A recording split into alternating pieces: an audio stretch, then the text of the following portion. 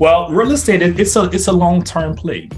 So the investment you make today, you're going to see the benefit 10 years from now. So absolutely, the answer is yes. Real estate is the number one hedge against inflation. So as of right now, obviously we're in a high state of inflation in our country. So real estate is that asset tool that you would want to invest in. The misconception that most people have is that real estate is get rich quick. And I thought that too.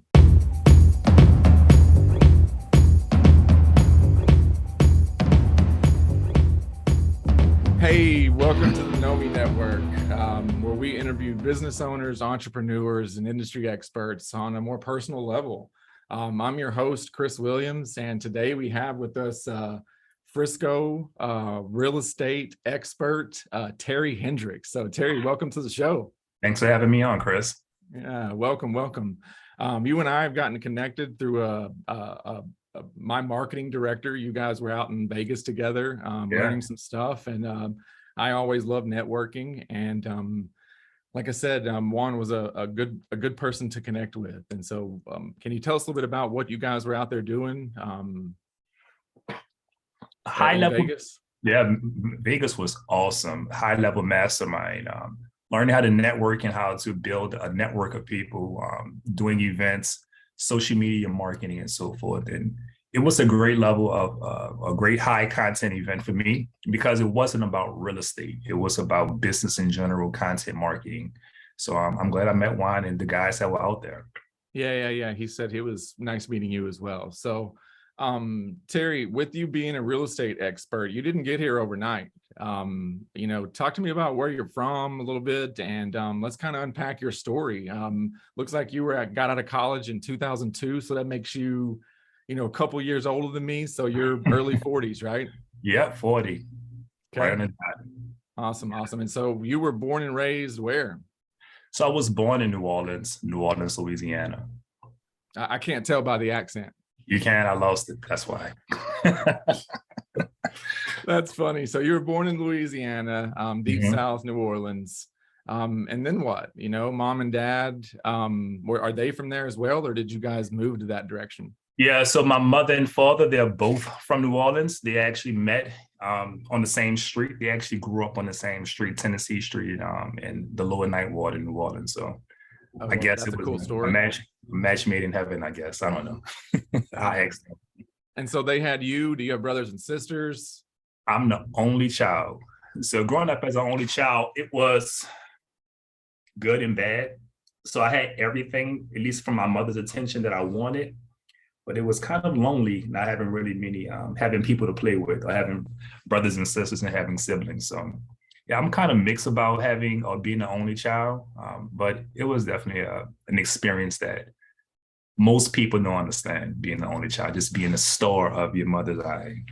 Yeah, sure. And you guys grew up in New Orleans? Yeah. Okay. Wow. Interesting. What was that like in the 80s? Well, I grew up in a Orleans that was very high with poverty. And it kind of also helped me start my real estate career. So I grew up in a home with sometime between 7 to 11 people in our house. So I never had my own room when I was a kid. Not one single time did I ever have my own room. So I spent most of my time sleeping on the sofa or on the floor on a little patty mat with a pillow or blanket. But it was frustrating. I used to, at one point, hate the way I lived. I really did. It was hot because New Orleans is very humid. We didn't have central AC and heat. And if you know anything about New Orleans, we have a lot of termites and rats and things like that just because of the moisture and the humidity there. So I used to dream, like literally, Chris, dream about moving somewhere else. So when I would go to different stores, grocery stores, I would always read the magazine. So my mother and grandmother, they would be shopping. I would sit in the magazine section and I would read different architectural magazines, construction magazines, Architectural Digest. I still subscribe to that. And just look at it and envision myself, I guess like right now, but I would envision myself when I was older to actually live like this, because I just didn't see myself living the way I was living for the rest of my life. How old were you when you're reading these magazines? I mean, maybe 10, 11. so Yeah. you there was a burn there for you, and you were, you know, I guess, you know, what would your mom and dad do? You know, what were they doing for a living? So two different things. So my mother um, was my support system. She worked at a hospital in medical records. Um, and she was the one that gave me the attention and detail that I needed, whereas my father was completely different. He was addicted to crack cocaine. So people can't believe that, like, wow, you seem like a polished guy, but it's also the things that make you to what you are today. But he really, really struggled with that. So we grew up in the crack epidemic back in the 80s. And unfortunately, he was one of the people to try it and got hooked on it. And it really, really hurt him, but it also hurt my mother, and also ultimately it hurt me as a child because I didn't have a father. And talking about the way I thought about things is I would wish that he was away, right? Because he was sick, really sick because of this substance that really truly influenced him. That he would steal my little games, my shoes, my toys, just to pawn it for drugs. So I was always used to say, listen to me, dude, you can talk about my father. I mean, you can just go somewhere else. You don't have to like steal from me, man. It's bad enough you're not here, but don't steal from me. Yeah, that's got to be tough, as that father figure, and then growing up, you know. Yeah. um Interesting. I guess, you know, you, like you said, those are the things that really carve us and make us who we are. Mm-hmm. So you're growing up in New Orleans, you're 10, 11, 12, 13, 14, 15. You know, what's junior high and high school like in New Orleans? Are you going to a big high school, or Oh, that's the best times of my life. yeah, so what went on? Who were you at that time? Yeah. Walk us through that. Yeah. So talking about my mother, she was really big on education. So I was one of those kids that I wasn't outside all the time playing because my mother had me into doing extracurricular activities for school. So because of that, I was really good at school. So I went to a really good middle school that you had to take a test to get in, Thurgood Marshall Middle Magnet School.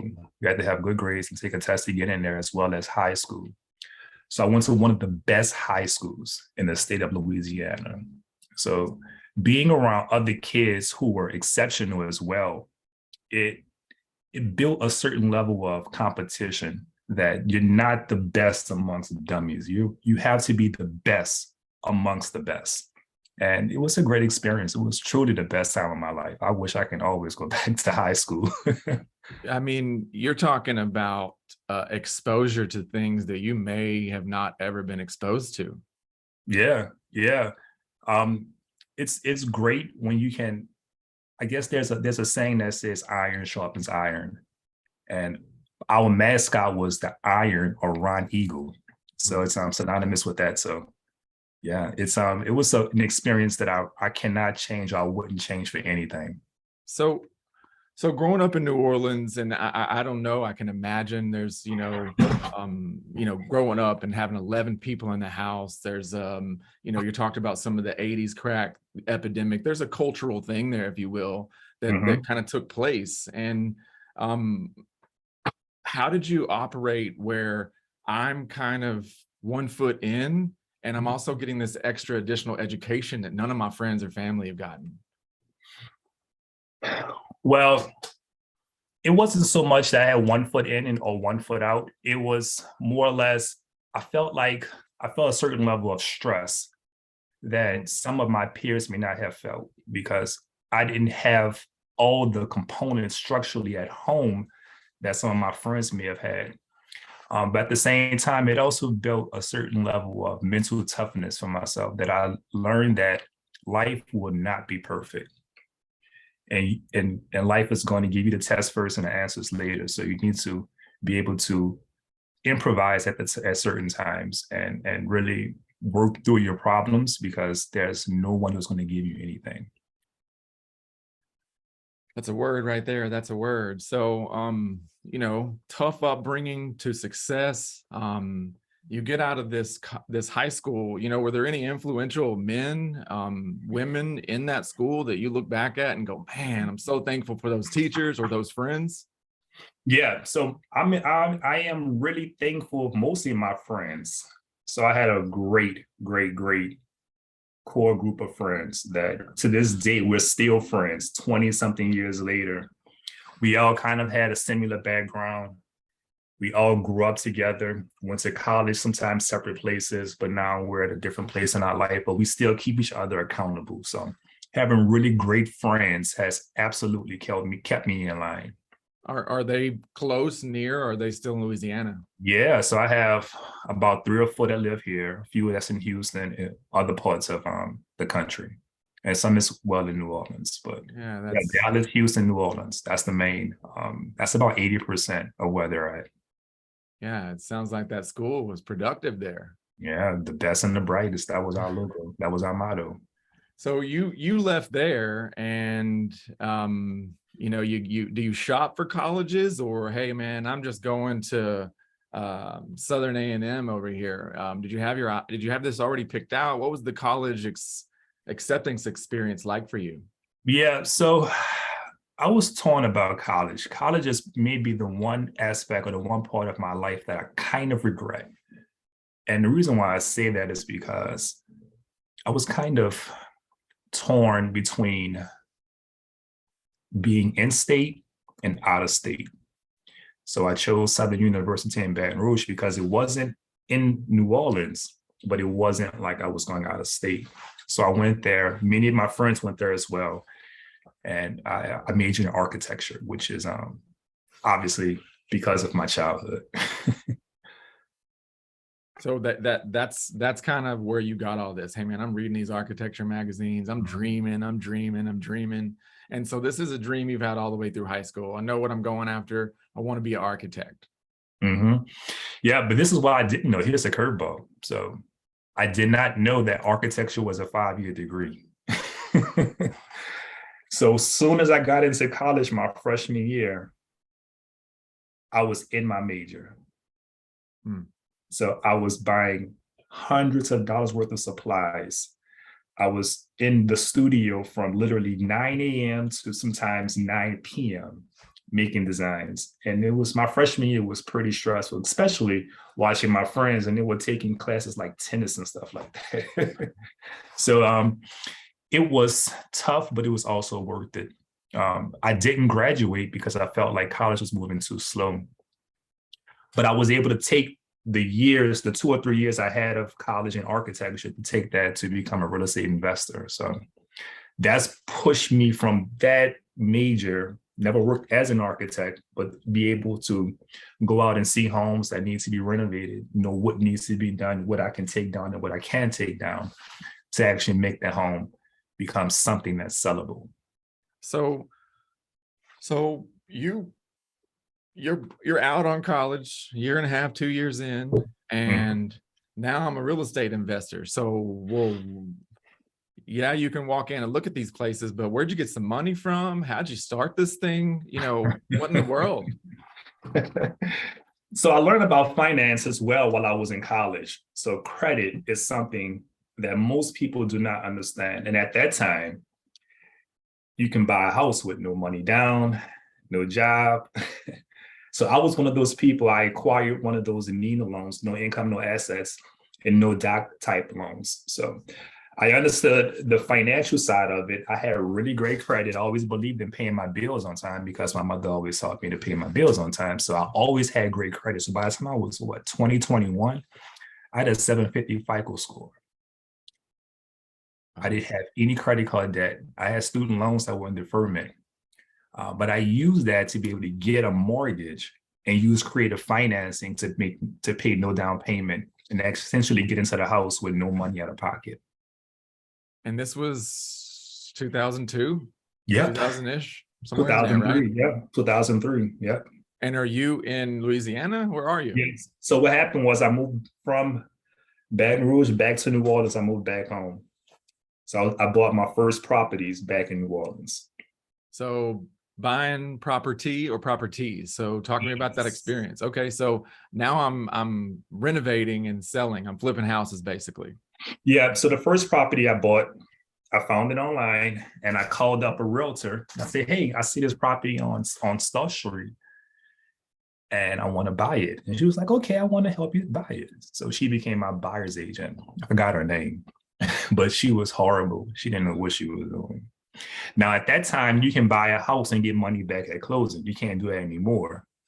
So I wanted her to structure the transaction, whereas I buy the house, then I get a credit back at closing to renovate the house. So she didn't know how to do that. So I actually had to negotiate directly with the listing agent to be able to make that come together. So once we work out the terms and conditions, we got to the closing table and I'm like 20, 21, 22, I don't know. And my realtor's there. And at this time was when the buyer would be here and the sellers would be here. It was pretty kind of confrontational. And I'm reading it and I'm really good with numbers. I was like, well, I'm paying additional money in closing costs. I shouldn't be paying this to the title rep. And my realtor, she's like, I didn't see that. And I'm like, ma'am, please just be quiet. You wasn't a part of this process. Get your commission check and just leave.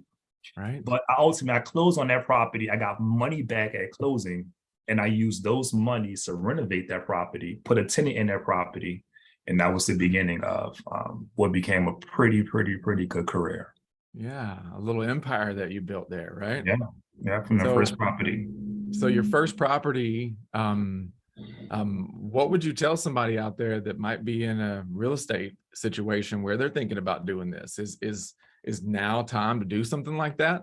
Or is it too late for that kind of, I know, of course, no down payment, but as far as just market conditions, if someone wanted to do that today, is it, in your opinion, wise?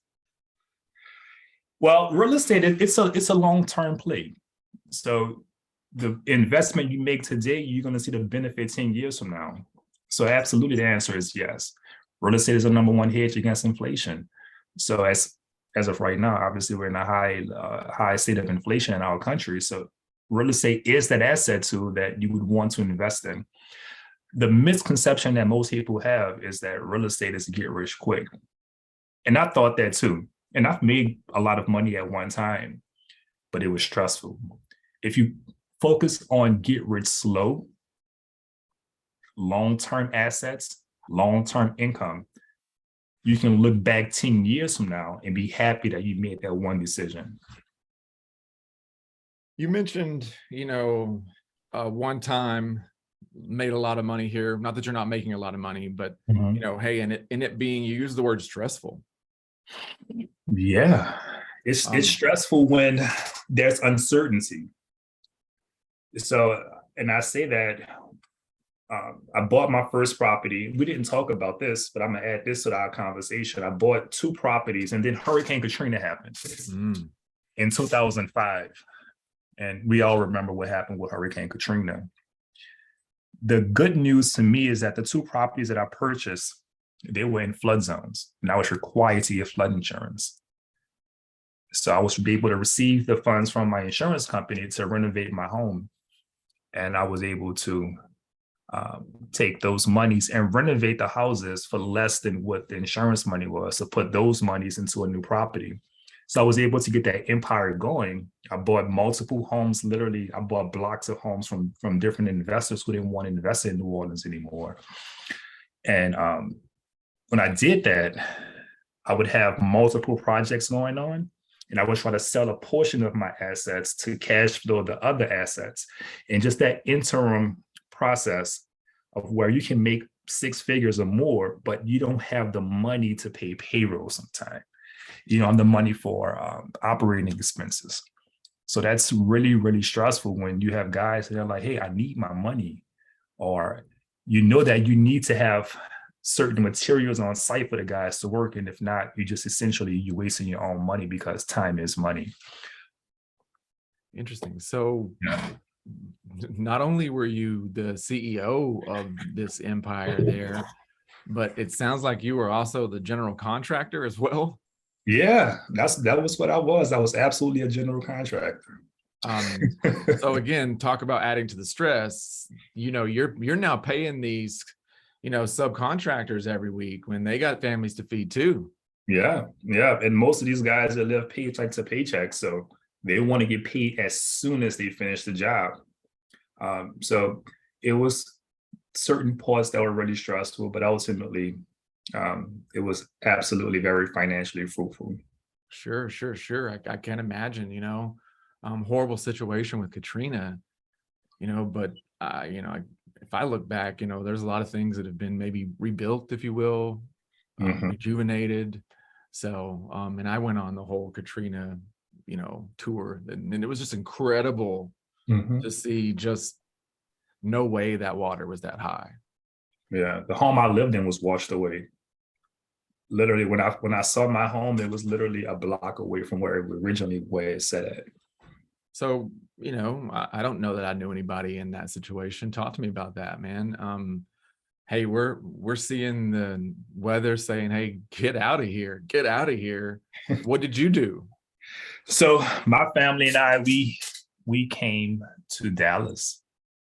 So we left before Hurricane Katrina happened. So by the time I got here, I was watching the news, and I still had family that lived there, right? So I had some family there, some that left.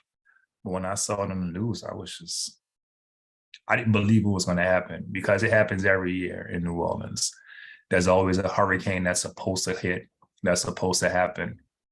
And for the most part, it doesn't. We get strong winds, we get tropical storms, but we never actually get a direct hit from a hurricane.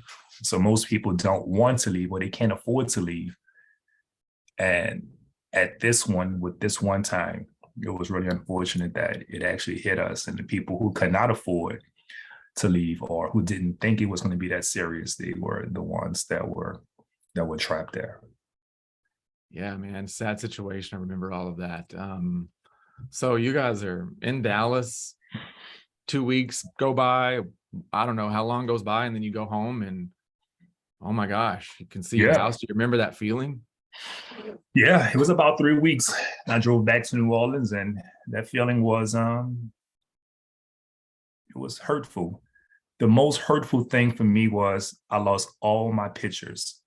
So my mother always took pictures of everything that I did when I was a kid. So everything I had as relates to the way I looked when I was a kid, for the most part, it's all gone. I have maybe 6 or 7 pictures of myself as a kid when I had thousands at one time. Oh, bummer. Yeah, man, it's a sad situation. Hurricane Katrina really affected that whole city, man, for sure. Hopefully that doesn't happen again. So it was a blessing and kind of a not so good blessing there in a way. You were able to add some properties. So at one point in time, you had, how many properties were you holding in the air here? At one time, I had about, at the most at one time, maybe 20 properties, and about 40 plus properties altogether, from 2005 to about 2009 in that 4-year span. So that was that 4-year, quote, stressful time. Yeah. I gained a lot of weight. I had gray hair way too early. It definitely stressed me out. And now the whole thing was this: I was living in Dallas. So I would fly back and forth to New Orleans to Dallas literally every 10 days. So I would spend 10 days in New Orleans, then maybe 3 or 4 days in Dallas, then 10 days in New Orleans, 3 or 4 days in Dallas. And my quality of life, my mental capacity was it was stretched out. So I really wanted to just live in Dallas and just do business in Dallas and not New Orleans anymore. Yeah, and you're a young man at this point doing all this, do you have, I know you said you're good with numbers and all these things, but do you also give any credit to like any mentors along the way with this? I have to give it to my mother. I didn't have any direct mentors that taught me what to do. I saw it from a distance. So I will say this: I have 7 uncles and my mother's brothers, and they are all entrepreneurs. They're not in real estate per se, like directly in real estate, but they all had businesses. So I always watched the way they operate their businesses to understand how to manage employees, how to manage payroll, and how to sell, right? Selling is a big thing, and how to negotiate. So they were my indirect mentors. I would say my uncles. They are my indirect mentors. And so were they near you growing up? Were you near their businesses? Did you see their businesses at all? And what kind of businesses did they have? Yeah, so I have an uncle. He had a moving company. He had a liquor store / corner store and a few car washes. Another uncle was an electrician, and he also owned investment properties. Another uncle, he was an artist, so he would design art, and I would actually help him sell his art in T-shirts and things like that. Another one was has a catering business, being a cook. So it was a variety of businesses that was across different industries, but ultimately they work for themselves. And that's good family leadership, if you will. Hey, we're all doing this, so that kind of gets passed on and just how we operate. Yeah, yeah. And for me, and most people don't believe this about me, Chris, but I've never had a job. Not one single job. Well, but I always understood. Go ahead. No, I say, but you went right out of college, it sounds like, straight to, hey, I can get a house with no money down. No money down, no job is needed. But just understanding how to manage business, how to manage finances. One thing that many people have a problem with is they make a lot of money or a little money, then they spend it. I saw from my uncles that when they would make money, they would not spend their money, because it's not how much money you make, it's how much you keep. But that's a lesson that I learned as a mentee, that it's not about the income, but it's about how many expenses you have and not going broke every single week or every single month. Yeah, great if you make 25 grand a month, but if you spend 24, you ain't making no money. Yeah, it's like pretty much like you live in minimum wage. Yeah, that's awesome. That's awesome. So you got a lot of good leaders in your life that showed you this entrepreneur thing. So you're now living in Dallas. Sounds like 2009 comes along and you sell all this. You're like, I'm done. What was the straw that broke the camel's back that made you change? I think it was one day I had a real bad headache, or a tension headache. I think that I was mentally breaking down. And I looked at myself, and I was really young, maybe, I don't know, 26, 27. And I was like, I'm living unlike someone my age. So what I did was I sold all of my assets in New Orleans, and then I bought a preschool in Addison. So this business was struggling.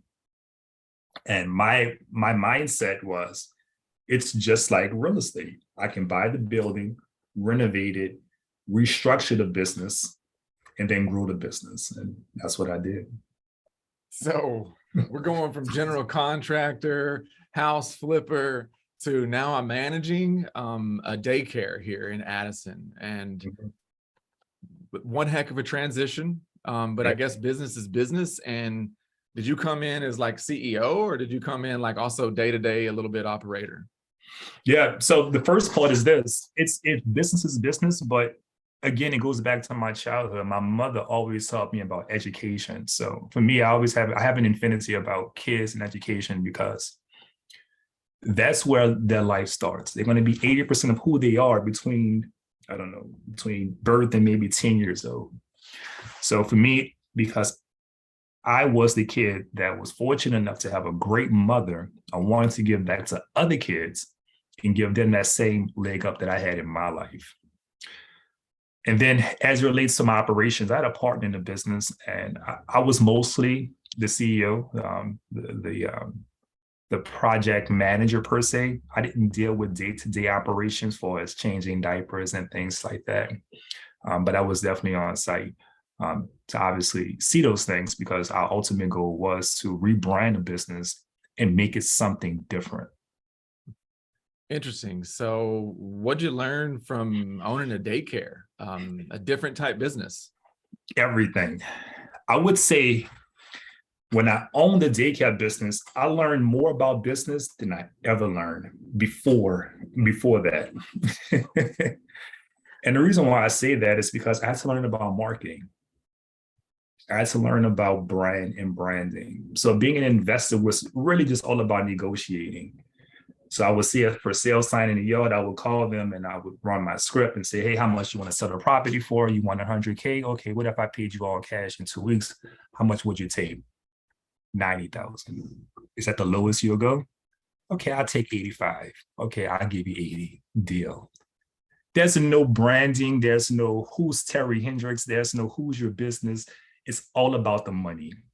So once I got the preschool business, I understood clients and customers and what they wanted and what they needed. And I realized that with our business, we needed to have a reason why we do business. We just couldn't be a commodity. We were across the street from another business, a franchise business. And we realized that we had to be different than them because they were competing on price. We had to compete on why. So we turned our business into a why business and truly turned the business around.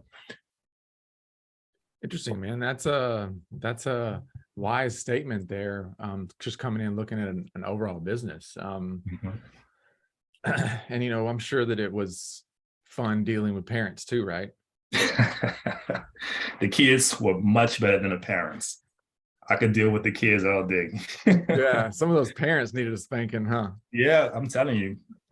It was the detachment, right? Because many of them, this was their first time being away from their parents. So the parents had as much of a detachment as the kids did. Mm-hmm. So the entrepreneur spirit, I'm hustling this daycare now. Is this still something you do? Did you guys close this down? How'd that process go? Yeah, so I sold that business in 2012, and got into being a realtor full time between then. But essentially what I did was at 2012, the end of that year, I decided I need to retire. I'm tired. I've worked since I was a kid. I've racked my brain on different ideas, different things, had so many successes and failures. When I sold that business, I took off a few years and I relaxed. I downgraded my life. I had a little bit of money in my bank account and I just relaxed from 2013 to 14, 15, those 3 years. I was kind of in cruise control. What does relaxing look like? Relaxing looks like for 3 years, right? 3 years, yeah. Reading and watching TV. Gotcha. And traveling. Yeah. Where's the coolest place you went? The coolest place I went was Hawaii. I went to Honolulu. It was beautiful. That was the furthest place I've ever been, and it was the coolest place I've ever been. So yeah, I went to Hawaii.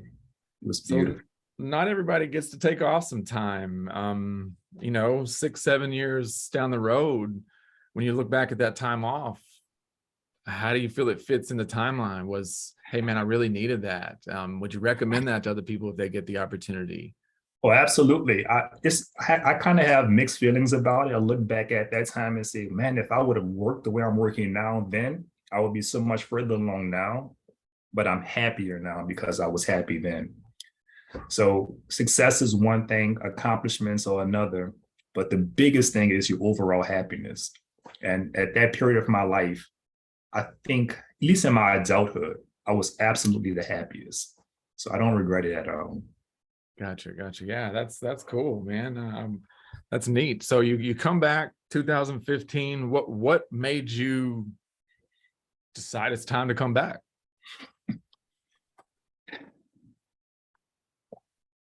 I don't know. I do know. It was a fire in my belly, and that may seem a little woo-woo, spiritual, but I was tired of not doing anything and not making a difference. I didn't feel a challenge. So I had a little fire in my belly to say, hey, let's go out here and be the best realtor that you can be. I thought it was a business or an industry that needed leadership. I joined a company, Remax DFW Associates. And when I was researching companies, I wanted to find the best real estate company in Dallas.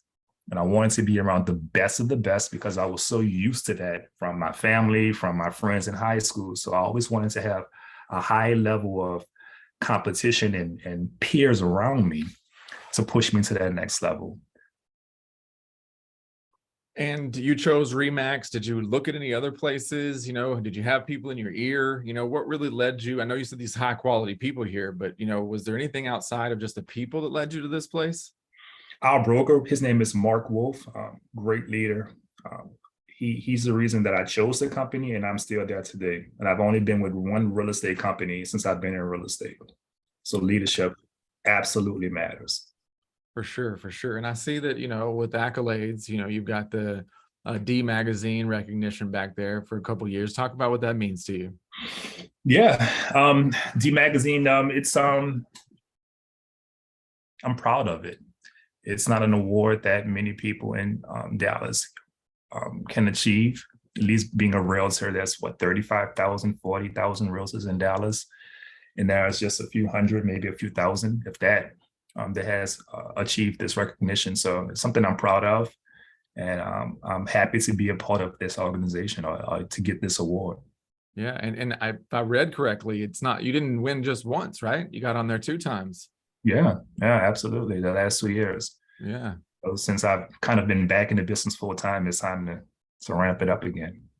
So, talk to me about being a realtor. I don't think you're just a realtor. You got some other additional value adds that you bring to the table. So, hey, I'm looking for a house. Tell me what all you have to offer here. Yeah. So the biggest thing with me, I feel like with myself being a realtor is that I give people a reason to not do business. I give people a reason to not buy a certain home or to not sell. So when someone's reaching out to me to be their realtor, they can know that they're going to work with someone who's not in it for the commission checks, right? Because as you may know, in this business, most realtors, they are in it for the money. And I'm not saying I'm a nonprofit organization, but I don't need to sell a house to be able to pay my bills, right? So I don't have what they call commission breath. I really want people to get into really good assets and make great decisions the same way I did, so they can actually either build a legacy or cash out on that asset. Okay. And, that's good. And do you have anything else that, it looks like you might have some education or some things on your website. Is that accurate? Well, I educate buyers and sellers on certain processes. So for home buyers, I educate them on the home buying process, and also offer value add with home buyers is finding off-market properties. And with off-market properties, it's essentially taking the strategies that I used when I was an investor to find off-market deals, and I give that to home buyers so we can find more properties aside from the ones that's on the MLS. Gotcha. And then with home sellers, it's really unique because most homes they sell at the highest price when the house is updated and looks really, really good. So what I'll do is, if it's feasible, is I'll go in with my team, I'll use my money, renovate the house, get the house perfect to sell, and then get paid at closing. So there's no other realtor that I know of that's offering that. And it's a service that's a value add for home sellers. So my wife's a therapist, so we talk about active listening. And what I think I heard you say is, hey, man, we find a house, I can actually help you get in that. I'm still GCing, general contracting, and, we can get this house turned around for you. So you go through with the purchase, I'll take care of the additional renovation for you. Absolutely. So a great example, I gave you a quick story about a home I just sold in Prosper. The homeowner wanted to sell her property. And she was like, because she follows me on social media, she was like, I know a bunch of realtors, Terry, but they can't help me the way I know that you can help me. It's really unique. So the house needed to be updated. Beautiful home. So what I did was we went in, a portion of it, the homeowner paid for. The other portion, I had my vendors hold it until closing. So we repainted the entire house. We put in new carpet and we put in new fixtures. We just enough to get the house to be able to sell. And we did this in the beginning part of this year. And as you know, the market shifted right around June. And we put the house on the market at the end of May, the beginning of June, right when the shift happened. And it didn't sell instantly. I was expecting, multiple offers over asking price, but that didn't happen. But we were really, really proud and happy that we did do the work up front because we did sell the property, whereas the other houses in the community, they did not sell. So it was a great value add for that homeowner. Wow, yeah, that's a good story. Talk to me a little bit about that market transition there. You know, and just from being on this side of it, it seems like it went from, you know, really spicy hot to ooh, maybe not so warm anymore. So just, you know, what's your opinion? What's your observation of the time that we're in? Yeah, so we're definitely in some changing times. What's happening is because of higher interest rates, with the Fed trying to reduce inflation, home buyers cannot afford as much of a home as they once were able to afford several months ago. So because of that, the entire market is taking a shift. It's not going down, but it's correcting, and it's correcting to a pace that's reflective of the current interest rate environment that we're currently in. Yeah, and maybe even, you know, reflecting some more realistic prices, if you will, because to me, that looked like there might have been some hype coming along with those low interest rates. Yeah, and it's a good thing because that market it wasn't sustainable. You couldn't keep that pace of up and up and up. It had to balance out at one point, and it's a good thing for home sellers as well as home buyers because now buyers can they can buy a house again. Yeah, I've got some folks in a group I'm in here, and you know, they were so glad that they waited to buy a house. They were trying, and he just couldn't pay that much more over. Yeah. And then, you know, you find out, okay, well, you know, does it go down a little bit more from here? I guess that's the next question. You know, how far down does it kind of slowly trickle here? Well, if I knew that answer, I'd be a zillionaire. Yeah, no. So it's like, how long can you wait to not own a home too? It's again, Yeah, this is an asset, it's a long-term asset. So it's an investment. it's an investment. The best thing to do is make a great decision now. It may look at your total cost basis in a project and then take it from there. Prices may go down short term, but over the next 7 to 10 years, what do you see prices at? And that should be your thought process when making that decision. Will this be a short-term flip investment, get rich quick, which doesn't exist, or will this be a long-term, slow, steady process upward? And that should be your thought process when making a decision on buying a home. Yeah. I also like to ask this question. We all survived this thing called Corona. Oh, not all of us. But Yeah. talk to me what it was like for business. You know, you're in a face-to-face business out here and showing homes. What was it like? Yeah. So COVID was absolutely a curveball for all of us, especially us being here in real estate. Initially, when things began to open back up in the summertime of 2020, people were fearful. So home sellers were fearful of having strangers come through their house, right? Because you don't know who's coming through your home. So you want them to wear masks and gloves. So we absolutely took extra precautions to do so. One of the things that I did use to help.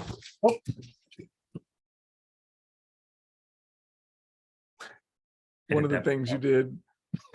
So one of the things that I did to combat that was I have a camera. It's called a Matterport. It's a 3D virtual tour camera. And that camera does a 3D walkthrough of the home. So home buyers can see the actual property without actually being inside of the home. So that was one of the tools that I utilized for home sellers and buyers who were fearful of going in someone else's home. So is this also the start of maybe ramping up social media presences too? Or hey, I was on social media, but hey, I took it to another level during the Corona. Yeah, that's part two. So I was already consistent on social media, but once COVID happened, I absolutely took it to the next level. Yeah. Okay.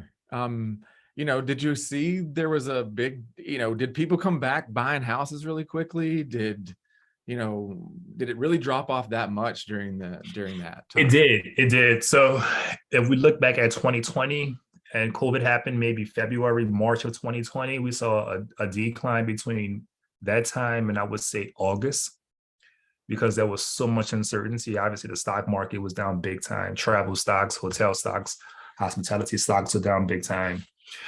I began to notice people coming back outside essentially around October of 2020. And that's when people started to realize that rates are low, money is cheap, and it's time to get into a house with these really, really low interest rates. Interesting. Yeah. And then the boom hit, right? And the boom hit. That was the beginning of the boom. Yeah. So cool, man. So if somebody out there is looking to buy a home or thinking about doing some renovations, you're their guy. What do you want to tell those people out there that potentially looking for a house? Yeah. So when looking for a home, I would suggest to look at location first. Location should be the number one thing when you consider buying a home. So look for good areas with good schools, with a lot of growth. Also with location, do not buy a house that's near a highway, public utilities, and things like that. You want to have quiet enjoyment. So those are going to be, or that's going to be the biggest thing when it comes to long-term evaluation of your home. And then the second thing with renovations and updating your property, you're going to get the biggest bang for your buck in the kitchen and the master bathroom. So those two spaces, you really want to pay additional details to. Yeah. And the third thing is, call my man Terry, right? Call me, yeah. Come to Terry, terryhendricks.com. I like to think about this as it sounds to me like, hey, Terry, I don't know a whole lot about this house buying thing. Sounds like you've done this, 40 plus times on your own, plus countless clients of your own. I can trust you to take care of the process and you really give me that honest opinions that I need to know through that process of buying and or selling. Yeah, absolutely. A true trusted advisor, that's what I look at myself as, someone that's going to give you my honest or the honest opinion, professional opinion, and someone who's not going to lead you in the wrong direction. I look at all of my family or all of my clients as my family. And there's a saying that I live by is that friends don't let friends make bad decisions. So it's a shameless plug for myself, but I don't let the people around me, if I can help it, make bad decisions. Yeah, I hear that, man. It just kind of goes to the importance of, it sounds like your friendships that you made there in high school. I can hear that a little bit. So yeah, that's cool. So what about what are we going to catch Terry doing for fun now outside of being a realtor? Are you golfing? Are you tennising? What are you doing? What's for fun? Fun for me right now is traveling. Chris, I'm out of here. Yeah. every 3 months I want to go somewhere. So I just came back from Vegas, obviously with wine and the guys. I went to Dominican Republic this summer, at the beginning of the summer. I went to Vegas earlier this year. And then hopefully one more time this year, I plan on going somewhere else. So it's all about travel for me. I want to see different places, experience different cultures, and meet new people, meet different people. That's what my passion is, and that's what I find fun right now. I spend a lot of time watching YouTube blogs, travel blogs. So I'm excited about that. Yeah, neat. Yeah, I farthest place I traveled, we were talking about the corona earlier, is I was in Israel second week of March 2020. I fly home and 3 days later, nobody's going anywhere. Yeah. I'm just glad I made it home. Yeah. So how was Israel, if you don't mind me asking? How was it? It was an incredible, neat place. I'm a Bible guy. I'm a Jesus guy. So I'm walking around Jerusalem and I'm like, say what? Yeah. Look at this and look at this. Yeah. And why are they? And how come that? And what is that on the wall? And so I'm one of those guys that asks lots of questions, but it was coming from small town, East Texas, where I was born and raised, to see something significant like that, historical things of that age is wow. You've never seen anything that old over here. Yeah. I will tell you, Israel is on my top 5 places to go.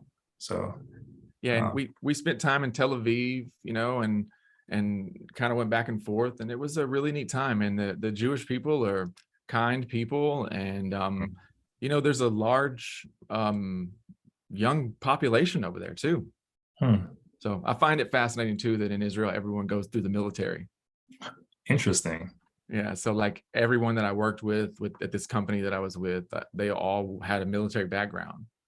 And so I think that I wonder what that might look like in our society. Not that you need to go be a warrior, but there were some people that went through the military and their degree was exercise fitness. You could get an architectural degree, or you could go into AI combat.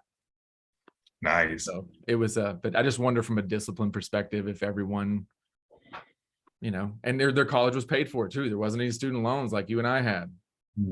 Interesting. I absolutely have to be in Israel within the next 2 years. It's definitely on my top five. List.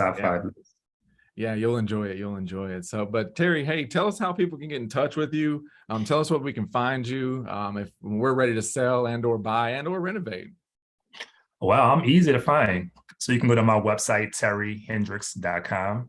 I'm on all social media platforms. I'm on Facebook, Terry T. Hendricks, Instagram, Terry Hendricks Real Estate. And my number it's 214-784-8394. And my email is terry@terryhendricks.com. So I'm pretty consistent. Cool. Listen, Terry, this was a pleasure. It's been great getting to know you. And thank you so much for being on the show. Oh, absolutely. Well, thank you so much, Chris.